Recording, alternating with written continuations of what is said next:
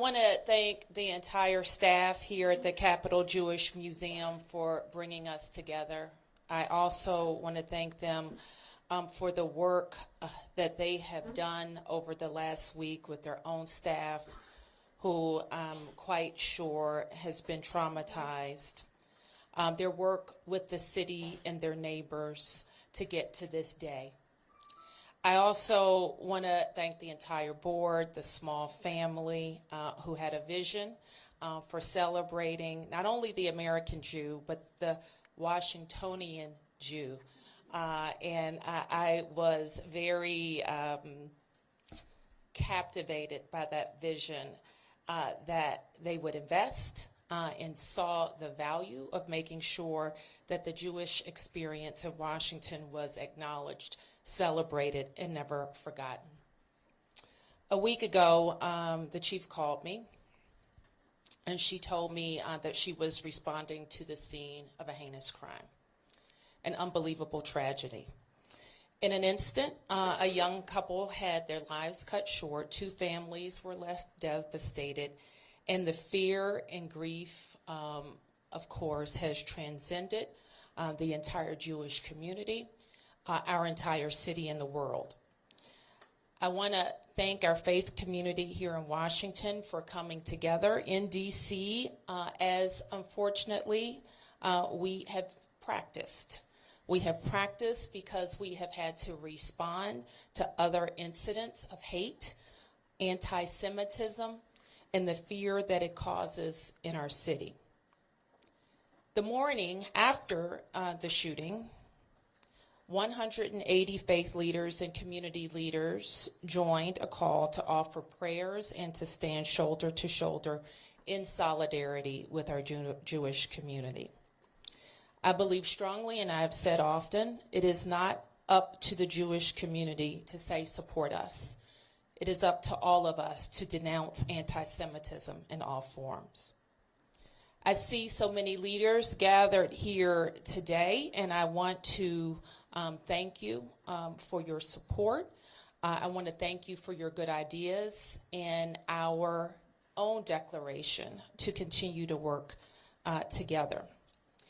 This is the first and only museum focused on local Jewish history and the culture in our city.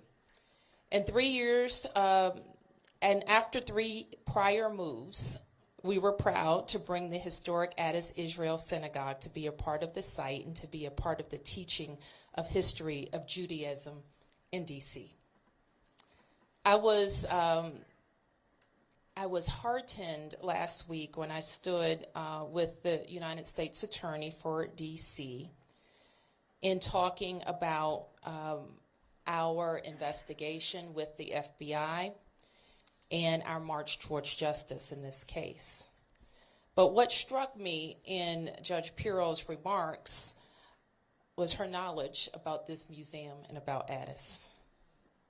And it made me feel good that the small family and this whole community came together to make sure that that history was preserved here. We know that one of the goals of the museum is to inspire visitors to think about our own place in history, and each day we all have a choice about how we show up. For people of faith, we make choices every day about how we live our faith out loud and how we seek a more just world. So one of my messages to our community here in D.C. is for people of all faiths to keep showing up for the Jewish community and to keep showing up for the Capitol Jewish Museum. Spaces like this that teach us history, that allow us to connect, inspire, reflect, people coming together of all backgrounds, faiths, ages, coming from different places in the world and different places in the city, can talk about important ideas and ways that we move together to institutions like this one, and we will stay focused. Unfortunately, that work is not done. And how we can continue to provide that support going forward. While I am saddened by the circumstances, outraged actually, that bring us together today, I am grateful to look around and see the values of our city represented here and the resiliency that we heard described in getting open. So it sounds like, you know, part of my charge to my team in every difficult circumstance is that we have to get open. We have to get open. We have to get back to normal. We have to allow people to come to work. We have to allow people to grieve. We have to allow people to talk. And we have to live our missions. So thank you for getting open.